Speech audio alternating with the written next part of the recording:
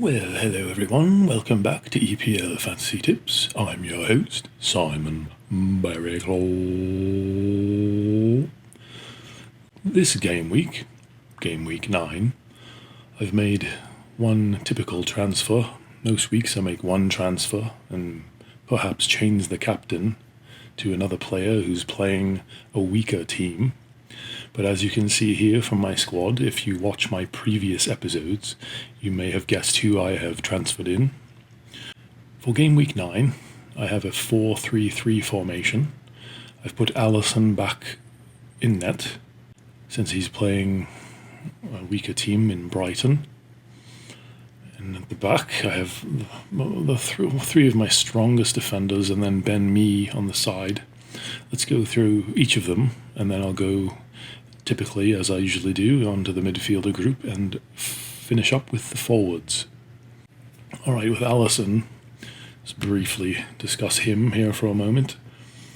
Only 14.3% of the entire league have selected him, so I still believe he's one of the best keepers to have. And Liverpool will start getting, probably playing better later on in their schedule, though they do have a difficult couple game weeks after this game week. I probably won't have him in against Arsenal or Man City.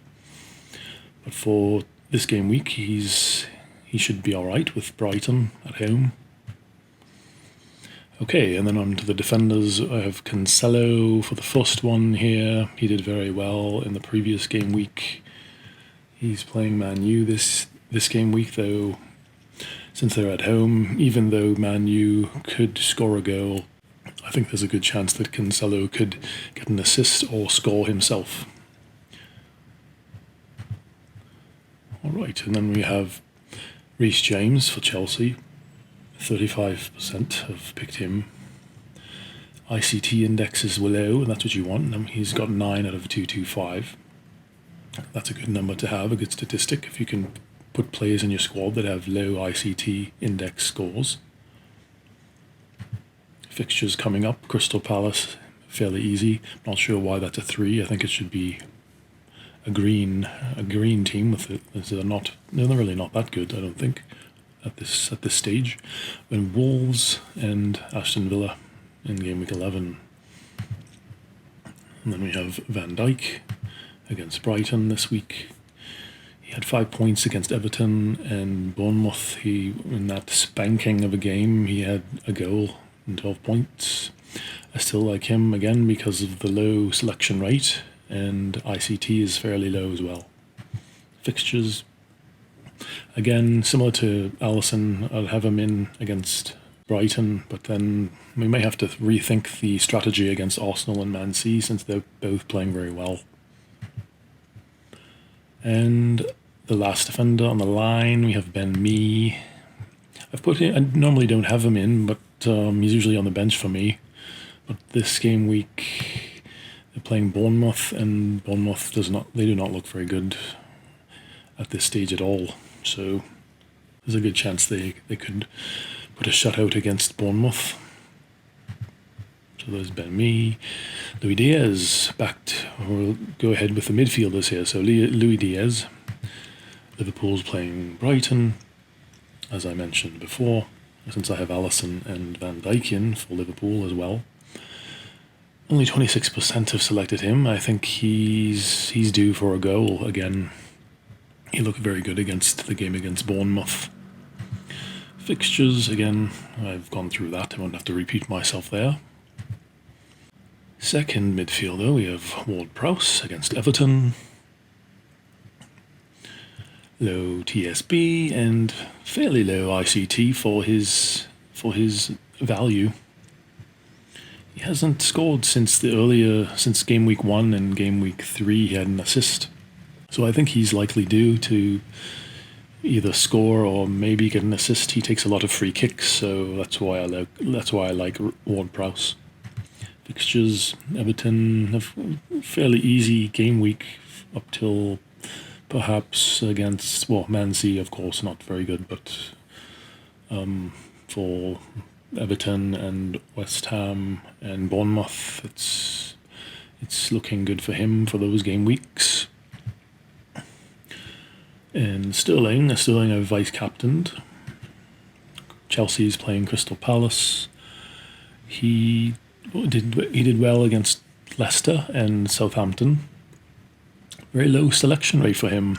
Remember when he played for Man City, he was scoring almost every game when he played. So for Chelsea, he's getting a lot more minutes.